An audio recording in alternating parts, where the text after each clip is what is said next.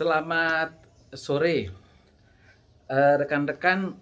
Hari ini kita membahas tentang pembesaran daripada pembuluh darah aorta, yaitu pembuluh darah aorta itu ada dua ya. Ada yang pembesarannya di aorta pada daerah dada, ada juga yang ada di daerah perut. Nah, penyakit ini biasanya ditemukan secara tidak sengaja pada saat kita melakukan check up, terutama yang usianya di atas 40 tahun. Nah, di sini hasil foto ronsen dadanya biasanya mengatakan anoresma aorta. Nah, yang kita bahas hari ini adalah tentang anoresma aorta.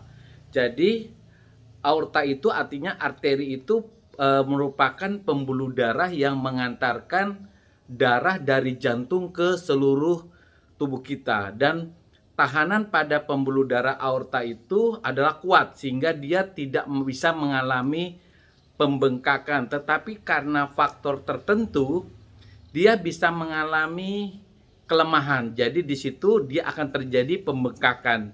Kita kenal dua ya, anorisma aorta thoracalis yang ada di daerah dada dan abdominalis yang ada di daerah abdomen.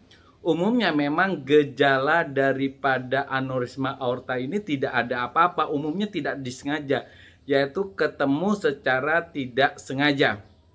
Nah, tetapi bukan berarti kita tidak anggap remeh ketika kita tidak ada keluhan sama sekali tentang anorisma aorta ini.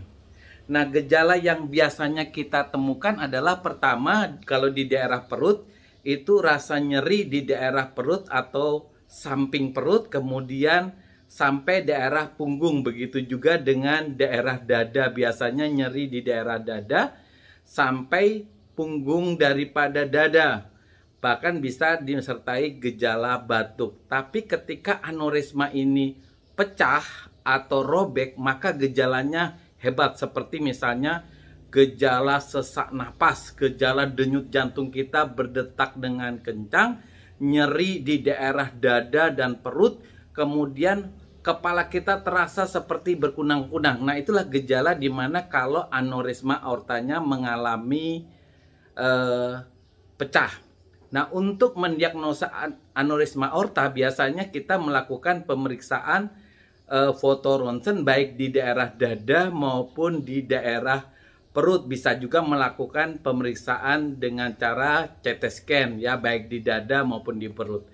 Kemudian apa saja sih yang menyebabkan seseorang bisa mengalami anorisma aorta? Pertama adalah arteriosklerosis, artinya pengerasan pembuluh darah.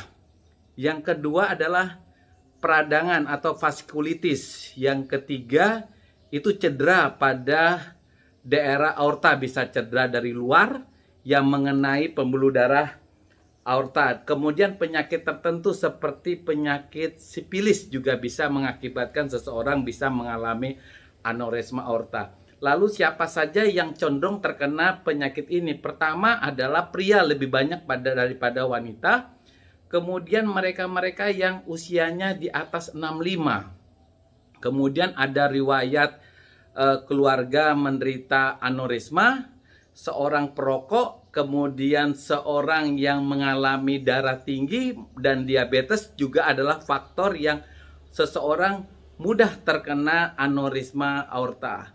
Lalu bagaimana kita bisa mencegah jangan sampai komplikasinya begitu parah ya? Pertama, kita bisa melakukan dengan cara hindari stres. Kemudian ketika kita didiagnosa dengan anorisma aorta, sebaiknya tidak melakukan kegiatan fisik yang berat. Obat-obat yang biasanya digunakan adalah obat penurun kolesterol, kemudian obat untuk menurunkan tekanan darah. Tapi sebaiknya rekan-rekan berkonsultasi dengan dokter ahlinya untuk mencegah jangan sampai anorisma aorta ini menjadi jauh lebih parah, karena robekan pada pembuluh darah aorta ini biasanya terjadi tiba-tiba dan merupakan komplikasi akut yang butuh penanganan secara emergensi. Nah, demikian rekan-rekan topik kita tentang pembesaran daripada pembuluh darah aorta yang bisa mengenai siapa saja, terutama pria yang berada di usia di atas 45 tahun. Bye!